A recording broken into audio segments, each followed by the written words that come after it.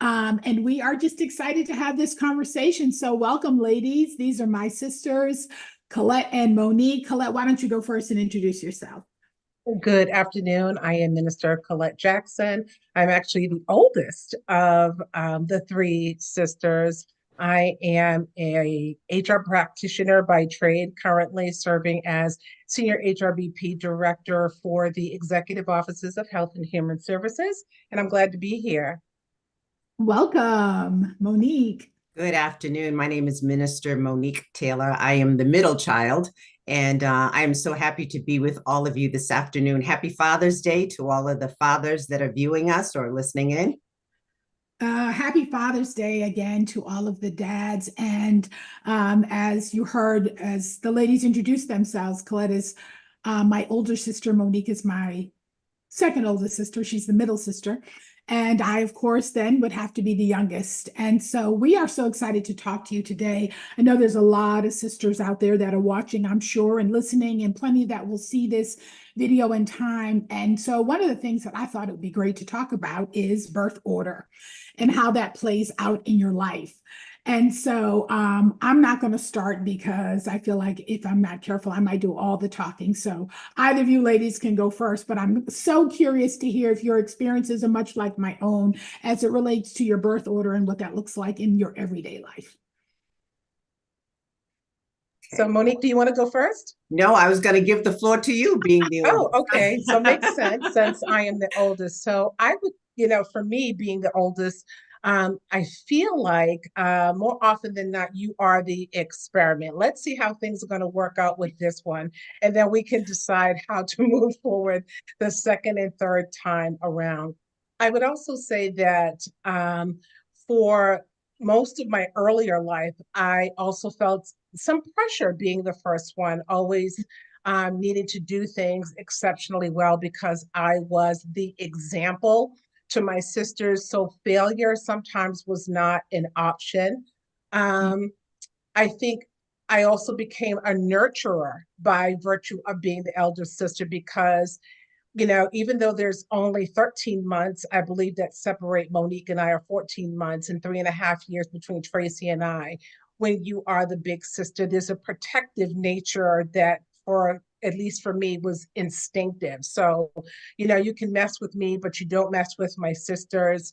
When we were younger, if we were being punished for something, I always felt like I would be the one, I would rather take the brunt of whatever that looked like because I was the oldest than watch my sisters cry or be hurt. So that's just a little something to start with. I think, there's a lot that's said about being the middle child, that we're attention seekers because we feel left out and so forth. And in our family, I don't think I ever felt that way, but I would say the middle is a funny place to be because the oldest comes and there's an excitement about that. Oh, our first. When the youngest comes, oh, this is our last one. And so that's the baby. So in the middle, you kind of, kind of feel your way to fit in. But I think that it's still a unique place to be. I think I'm the peacemaker. That person in the middle is always the one trying to, to bring everybody in, to draw things back together again. But the Colette, Traci, and I were raised very close together, and so I think there's always been a unique bond. And so I don't think any one of us has ever felt left out. We have a very unique relationship. We are each other's first friends, which has always been important, and so we're friends as well as sisters. And so it's been a good ride. I love it, and that as I'm listening to the two of you, I'm thinking to myself, what would I say about being the youngest sister? Well, I think first and foremost, I don't feel like the youngest. I don't feel like there's any birth order, really. I kind of feel like, just like you said, Monique, it's kind of sort of consistently across the board. Like I mean, obviously there is an age difference, there would have to be, but because we're not triplets, but I don't feel it. I don't feel that. I think I felt it younger. When I went to high school behind the two of you and I was Colette and Monique's sister, That's when I probably felt it the most, was feeling like I was sort of in the shadow, like, oh, that's Colette Monique's sister. I would enter a class for the first time, and as soon as they saw my last name, and of course, Colette and I probably look more alike, so I would get that. Are you Colette's sister? You're Colette's baby sister? And so I think that's when I felt it. And then I left, of course, West Roxbury High School and went to college prep school because I didn't want to be in anybody's shadow. But now that we're adults, I don't see that. I don't feel it. I mean, I like to play the card because it works really well for me. It especially works really good during holidays and, other times when I don't really want to do anything.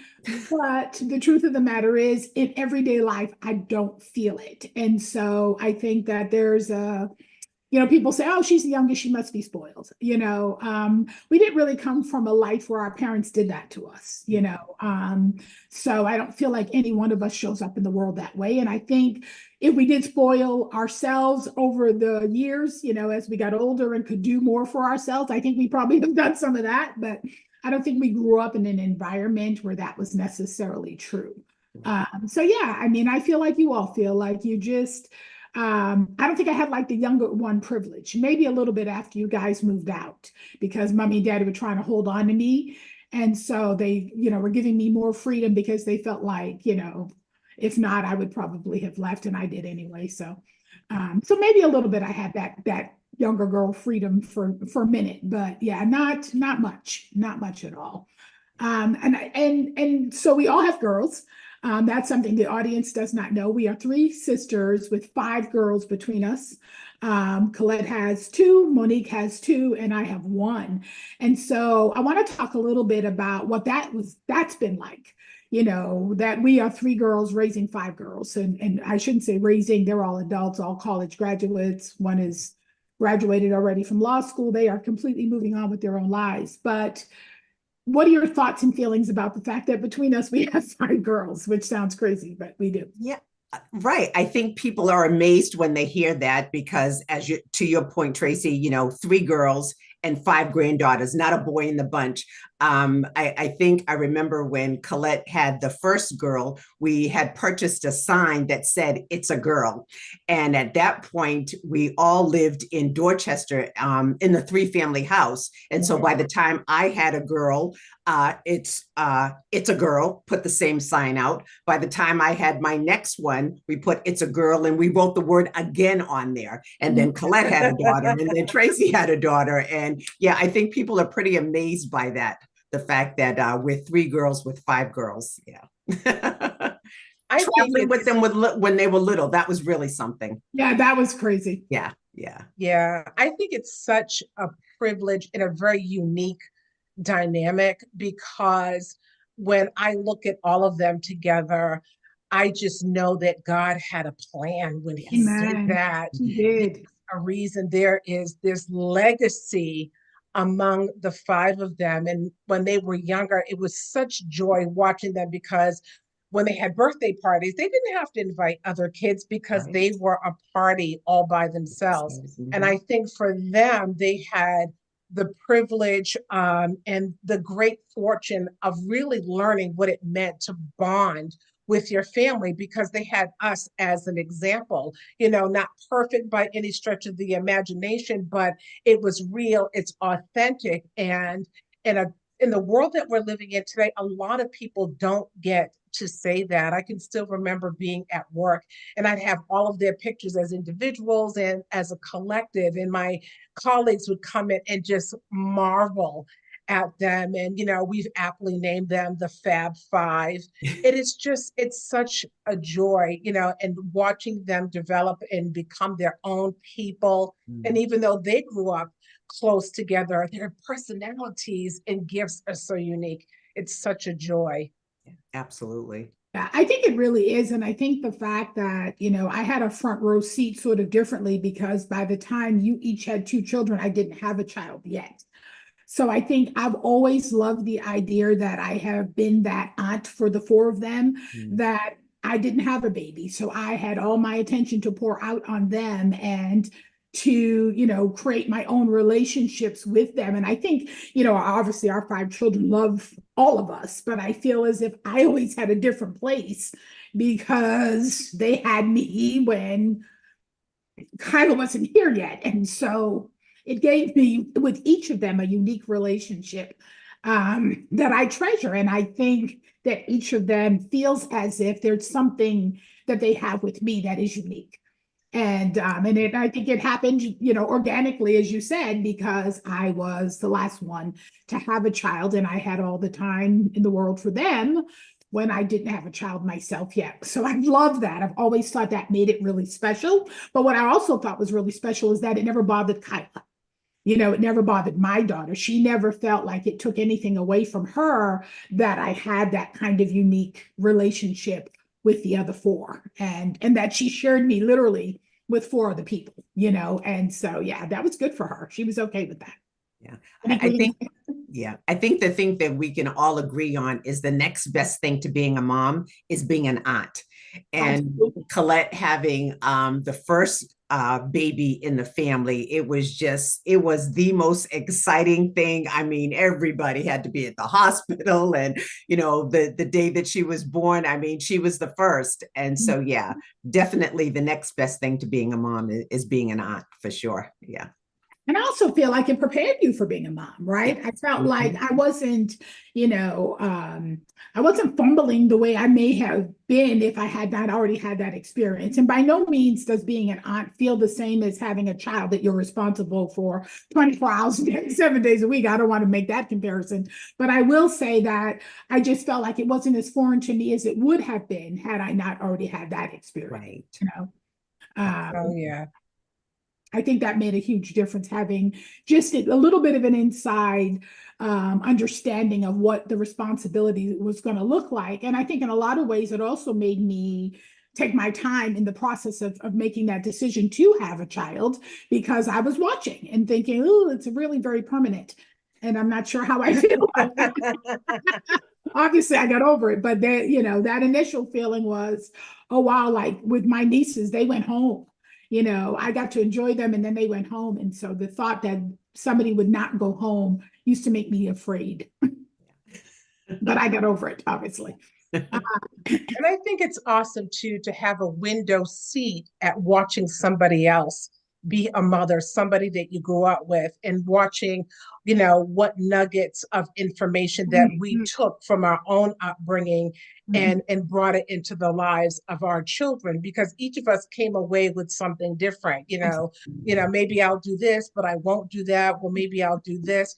And I also love the fact that we talk so openly with each other about what being a mother is, because we all know it's not the Gerber baby pictures and all of that stuff that is so hyped up on TV, but there are other things that come with being that. So just being able to share the challenges with my sisters is very different. And I have friends who don't have siblings who said to me, I really wish that I had that. I would love to know what it's like to have a sister, or having friends say, what, you are my sister. And I feel like, what, I can be good at it because I've had so much practice at being a sister. And I think it also teaches you how to show up in different spaces in a very different way.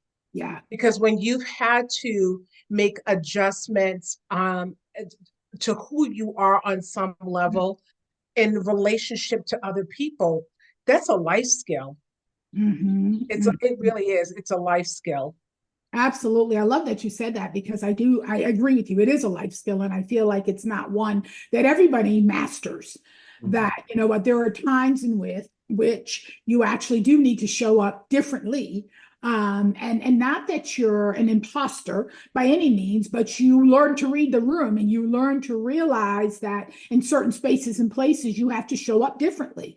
And navigating that is something that I don't feel like is a life skill everyone has. Some people will argue, well, I always have to be me, or I always, people have to accept me as I am, which, my response to that is no, we don't. But we really don't have to. But for a lot of people, that they can't get past that, right? And I think that growing up as we did, growing up with sisters, growing up watching each other navigate a whole lot of life circumstances really did help prepare us for being able to do that well. Yeah. Because I think it's a life skill that, you know what, today as a woman of color, you absolutely need. Right. Yeah. I want to touch on something that Colette said that was really interesting. And we just had this conversation with our dad, Colette and I, a couple of weeks ago. But when you talked about taking some of what our father and our parents rather bought into our childhood and then looking at our children. And it's funny, you take some and you leave some. Some of the things that we were taught, I know that all of us have shared with our children, and some of the things because our children all, are babies of the 90s. The three of us are babies of the 60s, growing up in the 70s when the world was so much different. But there are things that we were taught that didn't necessarily weren't things that we necessarily transferred to our children. I think one of the things that all of us, obviously thought was most important was getting an education, right? As Traci said earlier, our daughters have all graduated from college. So we did stress that education is a very important tool that you must have. But I think that there were things that we looked at that said, okay, this was for, myself, Colette and Traci, but not necessarily for our girls. And I just want to, you guys to share your thoughts on that, because I know that there were things that we learned growing up, again, that we shared, and other things that we didn't. Yeah, that's really good. That's really good, Monique, because I was going to say the same thing. What are those nuggets that we took away? And what are some of the things that we thought, okay, I need to be able to do this differently? And I think to your point, education was the one thing, that I think we all collectively did the same thing with our girls when we talked about college, as if it was an extension of high school and not something that they could consider, maybe I will and maybe I won't. I think we always talked about it like it was just sort of seamless, right? You graduate high school, you go to college. And I know for me, I felt like if I did that with Kyla, then it would become a part of her, so that she wasn't considering life different than that. It was like, okay, well, this is what I do next, right? And so I think the education part was huge. I think to your point, we grew up in the 70s versus the 90s. Life was different. We raised our children in a different environment than we grew up in terms of physically where they lived. But we were also women who had been on our own, who had lived on our own, who had been used to navigating the world, who had professional careers and other things. So I think we had a lot of that to bring to our girls. And I think we wanted them to feel the freedom of that the way we did, right? That we wanted them to be women who could take care of themselves, who could live on their own if that's what they chose to do, who could navigate the world. And so I think a lot of what we did for them, we were protective, obviously, of them, but with enough freedom that we wanted them to feel like they could make a mistake, fall down and get up again. We would be there to support them. They would have each other. They would have their aunts and their grandparents and their uncles. And yeah, we would be there for them. So I think they had a lot more freedom that way than we did. And I also think we spent a lot of time telling them who they were, right? I think we heard a lot of who we were not to be. Right? You're not going to be this, you're not going to be that. But we spend more time telling our children who they are and who they were, and pouring that into them. But we also had the spiritual component. We didn't send them to church, we took them to church. We didn't send them to church, they watched us serve in ministry and they watched us lead in church. And I think that legacy is a huge part of who they have become, right? Absolutely. Oh, I agree 100%. And I would also say that what they have been blessed to have is the sense of balance. So yes, you had chores that you had to do, but there was also enough time to do things that are fun. We grew up in a time where, it was the 60s. And so being Black and being females, their opportunities, our parents couldn't foresee the opportunities that would be afforded to us. And so they had to maneuver very differently to prepare us for the world. But by the time we had children, things had started to change drastically to an extent. So I think it was okay. Like we didn't grow up with, the Disney princess thing. I don't know if you all remember, but once upon a time we had Disney pictures that were in our rooms, and they didn't last very long because our father didn't believe that we should subscribe to that kind of fantasy that there was going to be the knight in shining armor that was going to rescue you. You were your rescuer. You had to know how to take care of yourself, not believing in Santa Claus, that sort of things. I'll speak for myself. I wanted Desiree and Michaela to have a balance of things. So this is TV, and this is fantasy. This is not real. This is the spirit of Santa Claus, but Santa Claus in and of himself isn't real, because I think it's healthy, and it creates I think a more relaxed way. You're aware, but you're a little bit more relaxed in your upbringing. And I think that sets the tone for easing into things, and especially the realities of the world. Yeah. Yeah. And I think the most obvious thing that our children grew up with that we didn't was social media. So Yeah. they are, Yes. so much more aware of what's going on. I mean, I don't know what you guys can remember, but I don't think in our teens or early 20s, we were necessarily talking about who was going to be a good president and who wasn't. But our children these are things that they're aware of now. We knew that when we were 18, we could go and vote. But now you can listen to a conversation amongst these younger people, and they're talking about, who stands for this and who stands for that. They had social media, and we didn't have that. And so that's made a huge difference in their lives.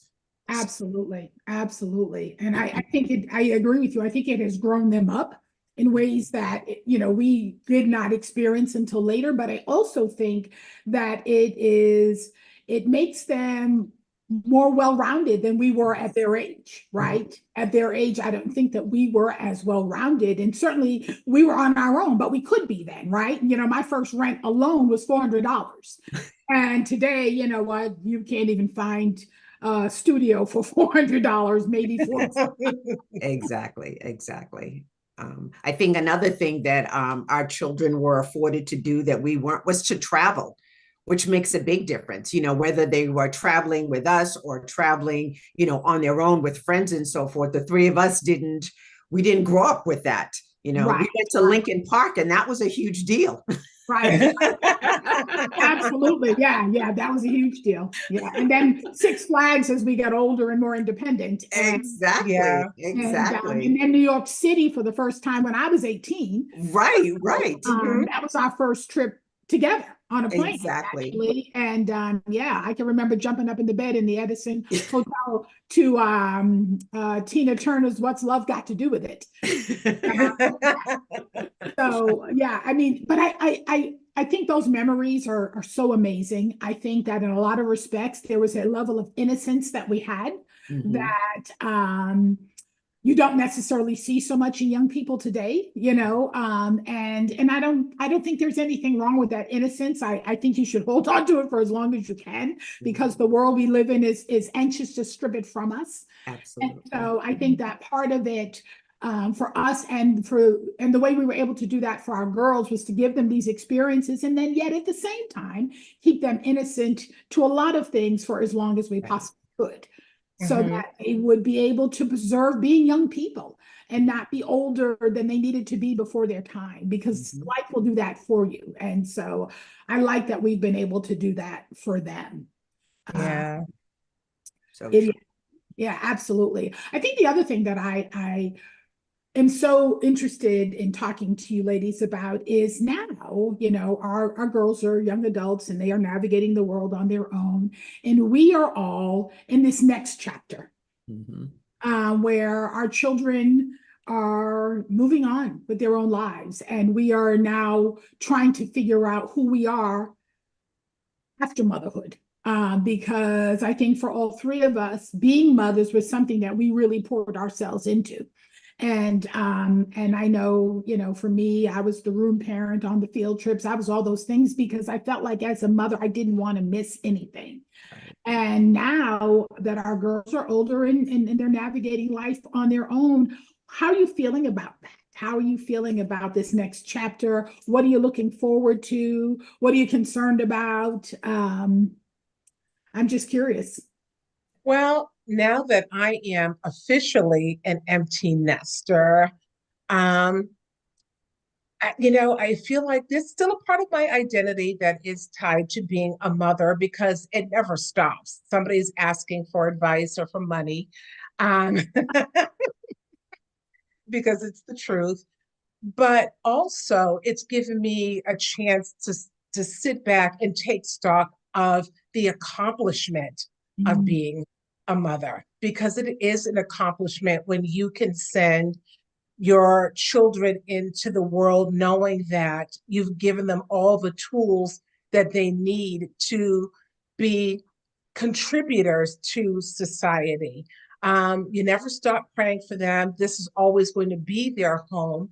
But I'm also excited about what the next chapter is going to hold for me as a person. I want to see what I'm going to do with the next level. Going into ministry as a minister in and of itself was huge. 30 years ago, that wasn't something I ever would have imagined. So I'm excited to see what God is going to unfold in this next part of my journey. But I'm also looking forward to the opportunity to maybe pour into the lives of someone who is new to motherhood or still in that stage. Because I find now, I don't know if either of you are experiencing this, is that at work, now I'm the person whose children are grown, and my colleagues all have younger children. They're in their very early stages or, the middle school stages. And I remember thinking to myself in a conversation a few weeks ago, like, wow, the tide has turned. This feels really, really different. And somebody will ask me for advice, but I'm excited about it. I'm really very excited to see what's going to be next. I cried all the tears that I could, and now they're dry. It's time to move on. yeah. Yeah, I think to both you all's points, we as mothers, we poured in everything, right? We wanted to be those mothers that were there for the field trips and, in school with them as often as we could, going to all of the different events and so forth. And to Colette's point, we cried when they went off to college and all of that stuff and watching them grow up. But to your point, we're always going to be mothers, right? That's never going to stop. But like you, Colette, and I'm sure it's the same for Traci, this next phase, where we're all coming into this ministry together, this is exciting. It's exciting. I know for me to see what God is going to do with me and for me in this next phase, but to be doing it alongside my sisters and other family members, that's extremely exciting. So yeah, I'm ready to see what the next chapter is going to be. I won't say that it's not all about me, because I know God is going to use me to speak into the life of somebody else. And yeah, it's exciting. It's exciting. Never always going to be the mom, always going to be here. To your point, there's always going to be somebody asking for money for something, right? But yeah, I'm excited about the next chapter. I really am. Yeah, I share with both of you the same thing. I mean, Kyla obviously is still at home with me, so I haven't yet had the experience of what that feels like of, having her move out and be away from me. Nor have I even thought about it, quite frankly. I'm making deals with her to stay home for as long as we can, promising her everything because I'm thinking I don't know what I'm going to do when that happens. But because though I feel like we're not necessarily, we don't get to spend physically as much time together as we used to because my work doesn't allow it. And obviously I travel, but at the same time, there's some comfort in knowing where she is, right? And so I think, there's the part of me that still wants to hold on to that a little while longer. Don't know what that will look like. But I'll take it for as long as I can have it. But I think at the same time, I feel the same way about my nieces. I have a really, really hard time, and it's not even something that I necessarily articulate, but I have a really, really hard time letting go of them. Of, when they're home and then they choose to go back to these places they live, it kills me. It just kills me. And I try to bargain with them. It doesn't really work at all, but telling them that I think they should stay with me, that they could live with me, that they, I start promising them stuff. It doesn't work ever, but they're like, oh, Auntie's so cute. And then they're like, they're consoling me as they walk away. But I feel like that part is hard for me. And I didn't think it would be, but it's very hard. I think a lot of times when I look at them, I'm still looking at little girls. I'm still looking at, the part of them that I remember and that I hold to my heart. And I'm like, wait a minute, like, don't you want me to hold on to you a little while longer? And they don't, and they shouldn't want to, but I didn't think it would be as hard for me as it has been. I remember going up to Curry when Alex was at Curry and having lunch with her and checking on her. And then when I went to drop her off, she had a class to go to. And it was like down this huge hill. And, and Curry College is a beautiful campus, but it's a lot of hills and a lot of greenery. And like I watched her literally till I could not see her anymore. I was undone. She didn't look back. She didn't, nothing. And I thought, oh my God, like she just put her little backpack on and she's like, okay, Auntie, thanks for lunch. And she walked off. And I was like, wait a minute. Wait a minute. Or like when Michaela, graduated from Clark Atlanta and, we're walking off the field and she grabs me by the hand and the two of us are walking away and she's like, we did it, Denisha. And I'm like, what? Like, this isn't over? Like, no, wait, we're going to do something else. But they are going into the court and seeing Danielle, sitting at the desk with the ADAs. And I'm texting her, turn around, and she turns around and she's like a 4-year-old giggling when she sees me and then introducing me to all her friends. So I think, or talking to Desiree when she got her place and she was all dismissive about it, like, oh yeah, I'm going to move in. And it is so much harder than I thought. Yeah. It's so much harder than I thought. Yeah. So, yeah. I'm glad you brought that up, Traci, because I guess, when we talked about being an aunt and being a mother, I think the thing that all of us can say is that watching our individual, our children do those, have those events in their lives, it wasn't over for us because we still got to experience our nieces doing it. You know what I mean? And so it was just as exciting, to your point, when Colette's youngest daughter graduated from Atlanta and the whole family, went for that event. It was amazing. It was for all of us. We felt the same excitement, that Colette had. And it was the same, I'm sure, when we went to Virginia, when Danielle graduated, from Richmond Law, whatever the event. No matter which of the 5 of them it was equally as exciting because we've been there from day one. absolutely. And Absolutely. that's an amazing thing. That's an absolutely amazing thing. And watching them cheer each other on. Yes. To me, I think back to Danielle's graduation from law school, and I have the video and you can hear Alex and Michaela screaming, for Danielle, like your shoes, Danielle, and just all of that carrying on. It was just so amazing. And, the pictures that I have of them when they didn't know I was taking their picture, just talking to each other and with their heads huddled together and just being themselves. It took me back to when they were little and we were putting, their initials on the bottom of the sippy cups and the Tickle Me Elmo so that everybody knew whose toy belonged to who. Yeah. And it's almost like, it's like a wave. All of these moments just go sailing right by. And, and I remember asking myself, when you were taking all these pictures, were you really in the moment? Did you remember to be in the moment? Because you can lose sight of that, trying so hard to hold capture it all. Mm-hmm. But when we're all together and we're having conversations, I know that we were in the moment because each of us has this ability to recall the smallest detail of all of those things. Like when, we went to visit you, Traci, in the hospital when you had Kyla, and Desiree was just kind of like, oh, she's nice and everything. And Mikey was just 15 months old. So she just kind of like sniffed at her like, well, whatever it is, it's okay with me, But then when you came home, it was different. And then watching them as they were becoming little people and relating to each other, I used to love it when Kyla and Michaela would call for each other from the third and second floor. And, I could hear Kyla upstairs, Mikey, come up, I'm coming, honey.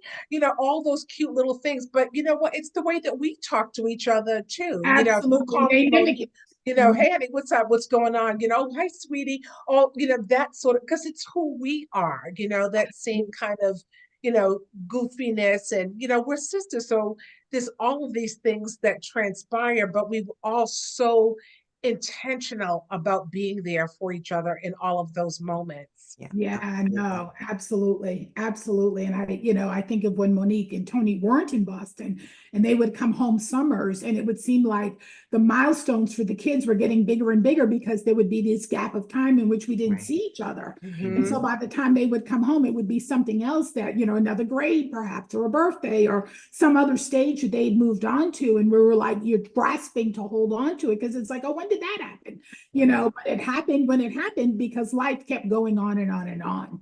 And it still does. And it is a very interesting space to be in as we are now entering into, this next chapter of our lives as not just adult women. Obviously, we've been adults for a really long time, but as middle-aged adult women, who are literally navigating another chapter. So let's talk about that for a little bit, because I'm curious as to how each of you feels about this now space we're in, where we are literally growing a church together. So many people ask me about that. What is that dynamic like, having your two sisters alongside of you? What is it like for each of you? I'm curious. Well, okay. So I'm going to be really transparent. So, as an HR practitioner, I've made a living at helping people navigate being at work. There's all in the from the late 90s until now, the message is bring your authentic self to work. But that's not true. We don't want your authentic self in the office because sometimes all that authenticity doesn't work for other people. Um, so what I have found is I have to trade my hats, as I'm watching different things like, oh no, this is different here. In the church space, because my church experiences have been so different. So I'm unlearning some things and then being more open to learning a very different dynamic. And I'm figuring out who I am as a minister and how to best utilize my gifts and make sure that they align with the vision of Wellspring. And sometimes that can be such a challenge because you can have all of these different ideas and that you think might be working, but then you have to step back and say, maybe right now isn't the time for that. That's going to happen at a later date. So you have to be patient. Mhm. But Oh, but it's exciting. Yeah, it really is. And when you think of the fact that we were on the phone doing this for a couple of years, right, before everything actually came into play, before we were actually in person, it's amazing because I'm watching my, baby sister, who is also my pastor. So it goes without saying to say how proud I am of you, first of all. The what you bring to this ministry, the vision that you have, it's just, sometimes I feel like the rest of us are trying to yeah, we got to keep up because as my husband likes to put it, you start on 10 and it just keeps going. But I think it's been that way, from the beginning. So I think it's contagious, right? We can't help but to be excited. But I think that Colette and I have a very unique seat in all of this, or position, however you want to say it, because we are your sisters. And so as sisters, we're going to have your back no matter what you're doing. If you decided that your goal, your vision was to have the next, whatever it is, storefront, whatever, or grocery store, whatever, we're going to support you no matter what, right? Because we love you and we believe in you. But to be the pastor of Wellspring and have us be a part of this ministerial staff and watching this vision just come to play. It's been amazing. And, we want to make sure that at each time we're always, following obviously the vision of the pastor, doing what God has called us to do. But where we sit, it's a very unique position. It's different from everyone else's, but it's exciting to see it all come together. And yeah, I mean, to say that you're my favorite pastor. Yeah, well, kind of, sort of. I mean, But come I on. would also say too that, and I stated this when we started this conversation, that there's also a protective piece as well. Yes. Because, thank you. when you are the pastor, people are coming at you in all different directions. Yes, more often than not, it's for advice, counsel, but and for the people we know, it's fine. But then when there are people that are coming in that we don't know that well, there's a radar that goes up, when people come close or whatever, like my eyes are always darting back and forth. Okay, what does she need to step away, but she can't figure out how to do that. So that's the other piece that comes in, like, oh, okay, it's okay, but always scanning the room. Where is she? What is she doing? It's all of those things, because it's a part of who we are, and it's a part of who I am. So there's that piece too that feels like I don't want anybody to take advantage of you. Right. All of those things come into play. Mm-hmm. Yeah, I think all of those things are true for me as well. I think the most exciting part of all of it for me has been watching each of you come into your own as spiritual leaders. I think, when we did boot camp and each of you, along with the other ministers on the ministerial staff, had an opportunity to preach in that space. That for me was so incredibly exciting, because I got to hear and see you completely differently. You know what I mean? It was like, yes, this is my sister, but this is a leader who I can listen to, I can receive from, who I feel like, wow, look at how God is using her in this moment. For me, that has probably been the most exciting part of all of it, watching you, each of you with the congregation members, watching you nurture people and take care of them. And, when I've had the opportunity to sit during an altar call, watching you at the altar support and pray with people, and just watching all of that growth and maturity spiritually, for me, has been so incredibly exciting to watch. Because again, I'm looking at my two sisters, but there's a part of me in that space, especially, that doesn't necessarily feel the sister dynamic in the moment. I'm watching spiritual leaders, Mm-hmm. and I'm watching spiritual leaders that I am leading, and that for me has been so incredibly exciting. And so I think that's one of the things that I've said to people when they say, what is it like? I say, well, once we enter that space, it's not that we ever stop being sisters, but it almost is like that part of it shuts off, and we become spiritual leaders in God's house. And we are leading God's people, and I'm pastoring, and it's a different hat, and it's a different way that I'm thinking when I come into the space on Sunday morning, and I'm taking attendance in my mind. I haven't seen so and so in a while, and we're such and such, and and I'm counting on each of you to be in your respective places doing the part of it that you do. And so I think I cannot imagine it different than this, honestly. I think about when God first called me to pastor. I had no idea what that would look like. I didn't know whether I'd do it in Massachusetts. I didn't know whether or not my sisters would be there with me, and my brother-in-law would be there with me, my niece would be there with me. I did not know all of those things. But I'm so grateful to God that he saw fit to do it that way. But I do remember this. I do remember Apostle F.J. Wilson, saying to me, probably, somewhere around 2007, 2008, he said, God has given you everything that you need in your own family to build a global ministry. That's what he said to me. And I remember thinking, Okay. At the time, I was the only one in leadership, right? And so I'm thinking, okay. So it's hard when you hear that and you are in that space trying to figure out, well, what's going to be happening over time, God, that's all going to make sense. Until I had the dream when Monique and Tony were in Virginia of them coming back. And I saw myself laying hands on Tony at ordination, and it played out exactly that way, even in terms of Pastor Ruth standing in front of me, because that's the way I described the dream, was that my hand was on her shoulder and I was reaching around her to lay hands on Tony. And I remember the day that I called Monique and said, God said, you're coming back to help build ministry in Boston. I remember that day. And I remember your response. Yeah. No, I'm not. Long story short, here we are. I know, right?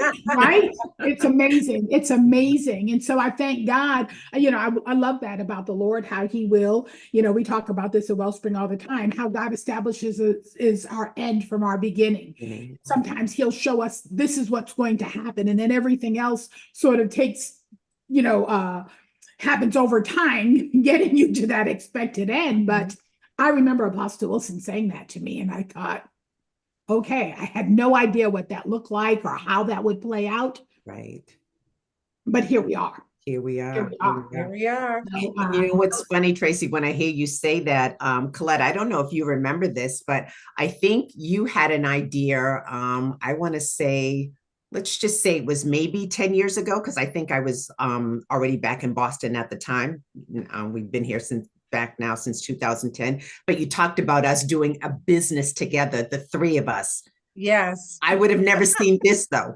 Do you know what I mean? No, and we talked about, no, yeah, we should, we had our conversations every now and then the conversation would drop off and we would pick it up again. And yeah, we got to get a meeting together. We've got to sit down and think, like, what do we want to do? And here we are. God had his plan. Absolutely. And so And here we, we and we are. talked about that ad nauseam.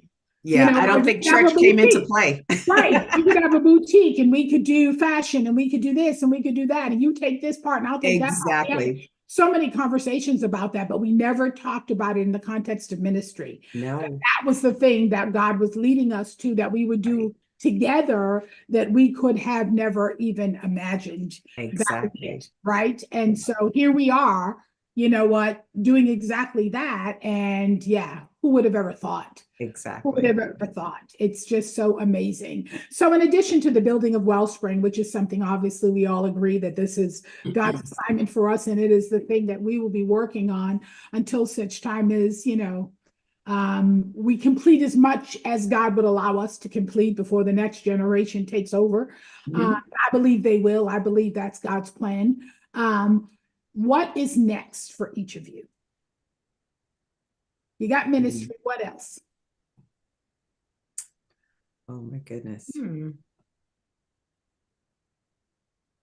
That's a good question. I think whatever it is for me, it's related to ministry, because I would love to do something with women. Not quite sure what that is, but I feel that there's some things that are happening now, and I can see where God is pointing me in a certain direction. I'll say certain direction, so that I know it's ministry related. Not sure exactly what it is, but I know he's doing something for sure. So we'll see. Yeah. I definitely see myself in the space, whether it's working with a nonprofit, something that I would do on the weekends or after work that is involves working with women who are in transition, because I know all too well what that experience was like for me, coming out of a 19-year marriage to being single again and being a parent. There are more challenges that are associated with that than just the emotional, mental, and the financial. There is also, it's rebuilding of self and rediscovering who you are as a person. And it's not always easy to navigate that, especially when you have the responsibility of other lives, because they're watching everything that you're doing. And so there are moments when I've been grateful that Desiree and Michaela had a front row seat in my life, because I'm confident in saying I took a challenging situation, and with God's help, I have been able to move forward and bring some things into fruition and create a life for myself. And so now the next step of that is working alongside other women who are in that very same place that are looking to do that. Because sometimes when, depending on the circumstances surrounding it, everything is coming apart, you don't know where to look or where to start first. And so, you know what, maybe what happened wasn't about something happening to me as much as it was for me, so that now I can help somebody else navigate those waters. Absolutely. I love what you said about what was happening wasn't happening to you, but for you. Mhm. Because I believe, even as, the scripture says that, God asked Satan, had he considered his servant Job? And so I believe in all things we're considered. I think God entrusts us with life challenges. He trusts us with it, that it's not meant to be punishment as much as it is meant to grow us and mature us and to help us to better navigate life when it comes to reaching back and helping somebody else. I think it's wonderful to say my friend, my cousin, my aunt, but it's another thing to say, I've been there. I know what that's like. I've sat where you're sitting. I know what it feels like to be in X situation, or to have a child who's got this going on, or whatever that looks like. I think that we have to look at every single thing that happens in our lives is not happening to us, but God is allowing it to happen for us, not for punishment, but for his glory, for an opportunity for us to take that and say, you know what, this is what happened, but this is what God did. This is how I got from here to here. Because sometimes people are looking for a miracle when all they really need is a plan.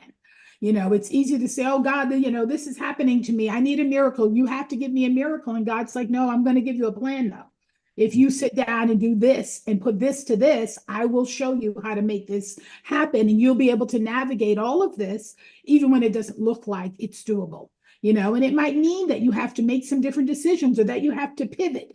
Sometimes we have to pivot, but God wants us to be flexible and pliable in his hands, right? The potter wants the clay to be something he can mold and meld and work with.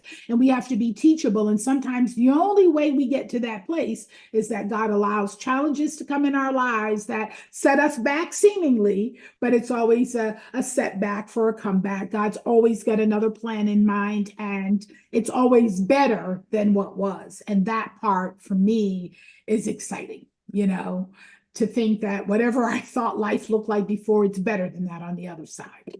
Absolutely. Amen. Absolutely. Amen.